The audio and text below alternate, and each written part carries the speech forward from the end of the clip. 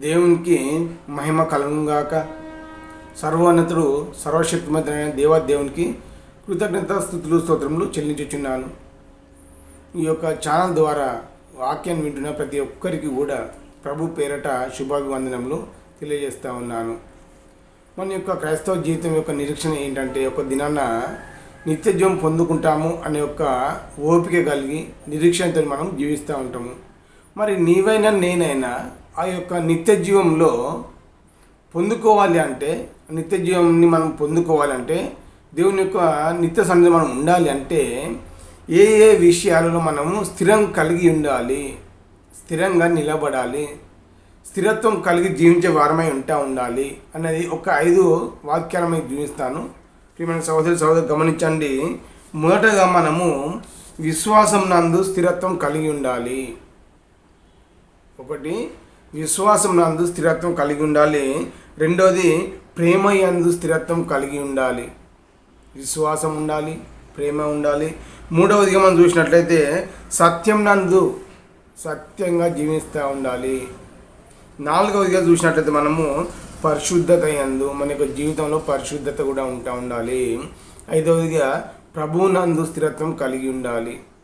ఈ 5 అంశాలను మనము ఒక్కొక్క రెఫరెన్స్ ద్వారా ఈ యొక్క 5 వాక్యాలను మనకు చూపించడం జరుగుతూ ఉంటుంది. ఈ 5 వాక్యాలు మనం స్థిరంగా ఉన్నట్లయితే మనం ఒక దిన నిత్యం పొందుకునేందుకు అర్హులుగా ఉంటాము. చూడండి, ఇక్కడ పేతురు రాసిన మొదటి పత్రిక 5వ అధ్యాయము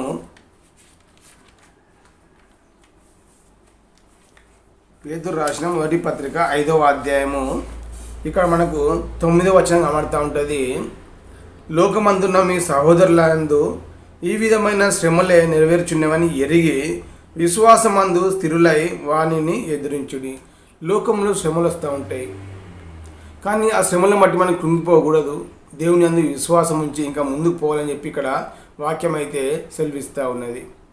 కొద్ది దినాలు శ్రమలు ఇవి ఈ లోకంలో, కానీ నిత్య జీవంలో శాశ్వతమైన ప్రేమ మనకు దొరుకుతూ ఉంటుంది, శాశ్వతమైన సమాధానం, సంతోషం దొరుకుతూ ఉంటుంది. కాబట్టి ఈ భౌతిక సంబంధమైన ఈ శరీరానికి, ఈ భౌగోళిక సంబంధం యొక్క జీవితం మనం జీవించినప్పుడు కొన్ని దినాలు శ్రమలు అనుభవించి ఆ తర్వాత మనము నిత్య జీవం పొందుకునేందుకు ఓపికతో జీవిస్తూ ఉండాలి.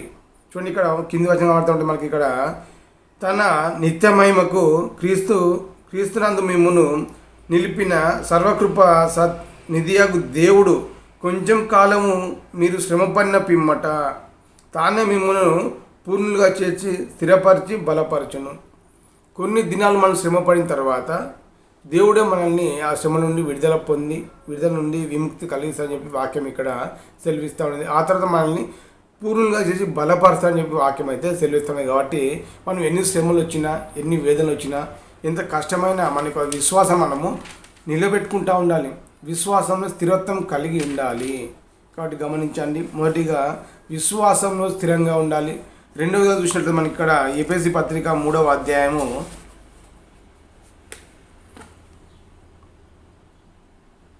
15 నుండి మీరు అంతరంగ పురుషుని యందు శక్తి కలిగి ఆయన ఆత్మ వలన బలపరచబడినట్లుగాను క్రీస్తు మీ హృదయములలో విశ్వాసం ద్వారా నివసించినట్లుగాను తన మహిమైశ్వర్యం చొప్పున మీకు దయచేయవలననియు మీరు దేవుని సంపూర్ణత యందు పరిపూర్ణులైనట్లుగా ప్రేమయందు వేరుపారి స్థిరపరి.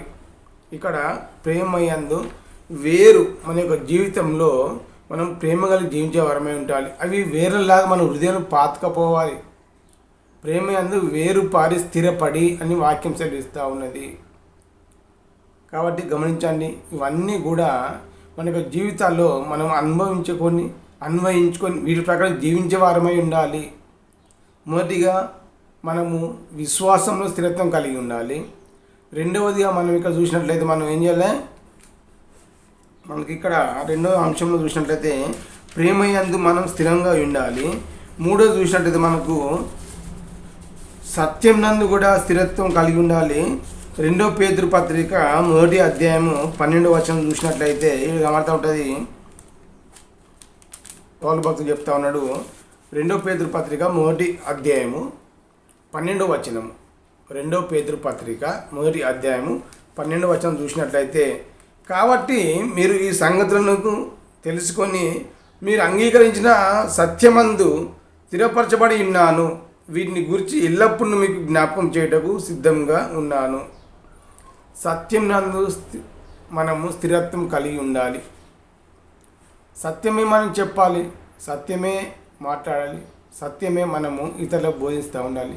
ఆ సత్యంలో మనం కూడా జీవిస్తూ ఉండాలి చెప్పి ఇక్కడ వాక్యం అయితే సెలవిస్తూ ఉన్నది. కాబట్టి మనము విశ్వాసం నందు స్థిరంగా ఉండాలి, ప్రేమగాలో స్థిరత్వంగా ఉండాలి, సత్యం నందు స్థిరంగా ఉండాలి. అదేవిధంగా చూసినట్లయితే మనకి ఇంకోటి ఇక్కడ మనకు పరిశుద్ధత యందు కూడా మనము స్థిరంగా ఉంటా ఉండాలి. పరిశుద్ధత యందు మనము స్థిరంగా ఉంటా ఉండాలి. మొదటి తెస్సలోనిక పత్రిక మనకు మొదటి తెస్సలోనిక 3వ అధ్యాయము 12వ వచనం చూసినట్లయితే,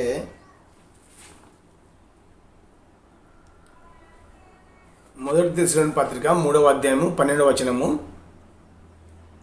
మరియు మన ప్రభు అయిన యేసు తన పరిశుద్ధ అందరితో వచ్చినప్పుడు మన తండ్రి అయిన దేవుని ఎదుట మీ హృదయములను పరిశుద్ధత విషయమై అనిందమైనదిగా ఆయన స్థిరపరచుటకై మేము మీ ఏళ్ళ ఎలాగూ ప్రేమతో అభివృద్ధి పొంది వర్ధిల్లుచున్నామో అలాగే మీరు ఒకనేళ్ళ ఒకడు మనుషులందరి ఏడల ప్రేమతో అభివృద్ధి పొంది వర్ధిల్లునట్లు ప్రభు దయచేయునుగాక.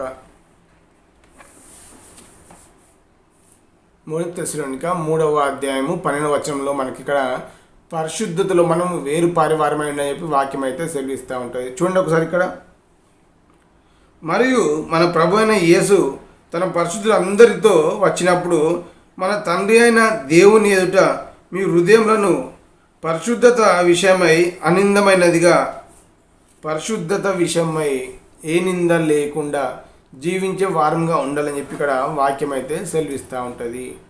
కాబట్టి మనం గమనించాలి, మొదటగా విశ్వాసంలో స్థిరంగా ఉండాలి, రెండవది ప్రేమయందు స్థిరంగా ఉండాలి, మూడవది సత్యం నందు స్థిరంగా ఉండాలి, నాలుగవది పరిశుద్ధత నందు స్థిరంగా ఉండాలి, చివరిగా చూసినట్లయితే మనము ప్రభునందు కూడా స్థిరంగా ఉండాలి. ప్రభునందు కూడా మనము స్థిరంగా ఉండాలి. చూడండి, అది మన వాక్యం పిలిపి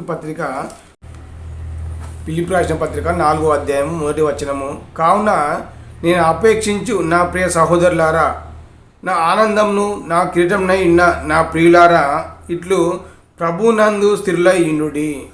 ప్రభునందు మనము స్థిరత్వం కలిగి ఉండాలి. మన యొక్క జీవితంలో మనం ఈ యొక్క 5 అంశాలను స్థిరం కలిగి ఉన్నట్లయితే తదనంతరం మనము దేవుని యొక్క నిత్య జీవంలో పాలు పొందుకునే వారమై ఉంటాము. ఆ యొక్క రాజ్యంలో మనకు సమస్తం కూడా సుఖ సంతోషంతో మనం ఉండాలంటే ఈ లోకంలో ఈ యొక్క 5 అంశాలను, ఇంకా అనేకమైన అంశాలు ఉంటాయి, కానీ మనము కొద్ది నిమిషాలు కొన్ని అంశాలు మనము తెలియపరుస్తూ ఉంటాము. మొదటి పేతురు పత్రికలో మనం విశ్వాసం నందు ఉండాలి. అదేవిధంగా ఏపీఎస్సీ పత్రికలో చూసినట్లయితే ప్రేమ యందు ఉండాలి. మళ్ళీ 2వ పత్రికలో చూసినట్లయితే మనం సత్యం నందు ఉండాలి. మొదటి తెస్సలోనికలో చూసినట్లయితే పరిశుద్ధత యందు ఉండాలి. ఈ పిలిపి చూసినట్లయితే ప్రభునందు స్థిరంగా ఉండాలి. కాబట్టి మన క్రైస్తవ విశ్వాసం, మన యొక్క జీవితము, మనం దేవుని సన్నిధిలో స్థిరంగా నిత్య జీవనంలో ఉండాలి అంటే ఈ యొక్క అంశాలను ఆధారం చేసుకొని మన జీవితాన్ని ఆధారంగా సరి చేసుకుని వారమే ఉండాలని చెప్పి వాక్యం అయితే సెలవిస్తూ ఉన్నది. కొద్ది మాట దేవుడు దీవించును గాక. ఆమేన్.